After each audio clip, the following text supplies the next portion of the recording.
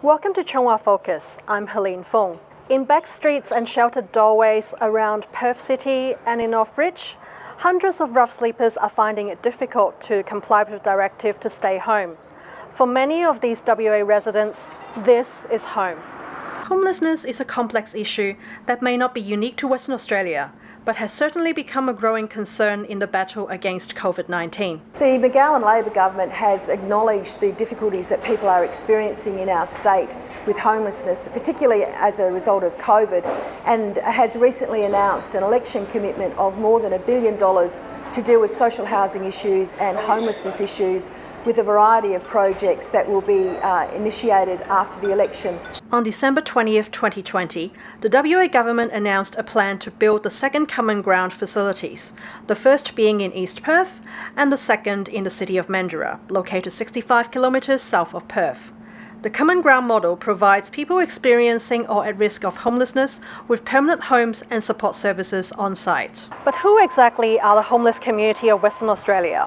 We posed this question to Deborah Zanella, the CEO of Rua Community, which is a not-for-profit organisation that aims to help and provide support services to the homeless. When Rua talks about homelessness, it's talking about those people that are sleeping on the street and that are encountered by the general public.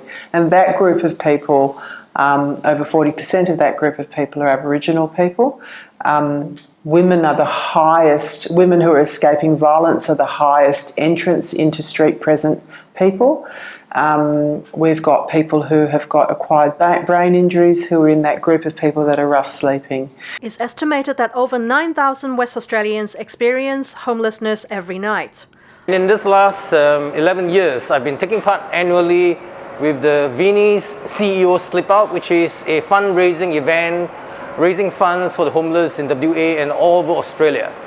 So I've taken part for the last 11 years, and each year WA raises up to nearly $1 million to help the homeless in WA. It is a problem that is not going away, and in fact it is a growing problem, and with the pandemic I would say that the problem is getting even worse. So it's very much up to the government and a lot of associations like the Chung Wah associations that put their hands up to help all these homeless people who do need help. And you would not believe what kind of homeless people we get and how they become homeless. Another major contributor of homelessness is loss of jobs, a situation which social community workers believe will be an increasingly serious problem in the near future. I think there's a couple of reasons why we're seeing an increase in homelessness. Unfortunately, I think it's only at the early days. We're going to see a significant increase come the end of March when the moratorium on evictions has ended. And we've already begun to see people becoming quite anxious about the fact that their landlords are going to seek, future rents from them when they actually can't afford to, and job seeker actually finishes as well. There are often misconceptions and myths around the homeless. Much of these views stem from a lack of understanding of the homeless and the circumstances that led to their situation. Raymond witnessed horrific crimes during his family's attempt to escape the communist government of Vietnam. These events caused him a lifetime of trauma and pain. Both got robbed and got raped, got raped for the Thai pirates, for the Thailand thing. Pirates, they were about to rampage into our boat and kill everyone there, but luckily God was helping us. And then we got help by a big container.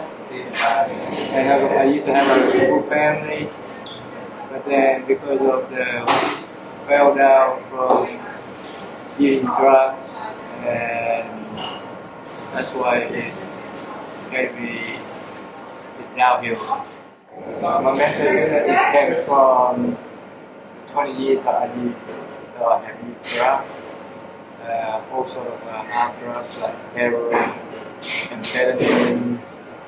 The issue of homelessness and the root causes are complicated. And like Raymond's story, rarely ever has a one-size-fits-all solution.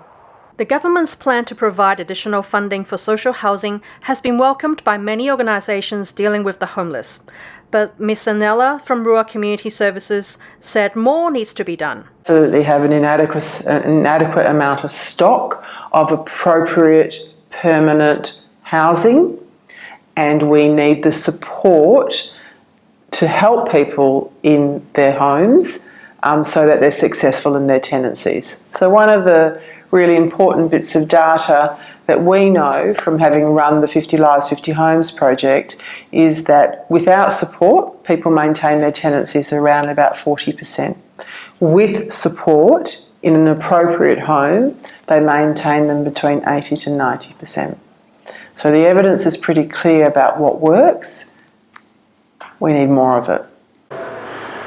Rua supports the homeless in a variety of ways, including setting up ID clinics which help them access benefits and housing applications. Apart from providing funding for housing and other support infrastructure, the government is also supporting not-for-profit organisations as well as members of the community in working out a solution to the problem of homelessness. Many organisations have answered this call for help in one way or another. Just before Christmas this year, Chung Wah Association launched its Christmas food program, aimed at offering free meals of Subway sandwiches to the homeless community. The program saw the participation of several volunteers who were eager to extend some Christmas cheer to the vulnerable members of our society.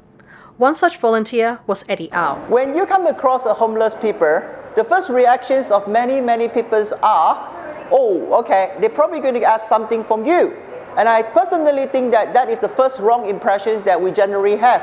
Like you and like me, they all need cares. Some people that they're homeless because of misfortune reasons. However, a hands of caring, a greetings of wishes, or even that sometimes that you can help, that will make a significant difference to someone that who need the cares. The hallmark of any developed and progressive society is in how its weakest and most vulnerable are treated. As WA continues to develop and progress, the issue of homelessness is not simply going to disappear. Joint efforts from government, businesses, not-for-profit organisations and people of Western Australia for positive outcomes to solve this problem. Because ultimately, every Western Australian has the right to a safe home.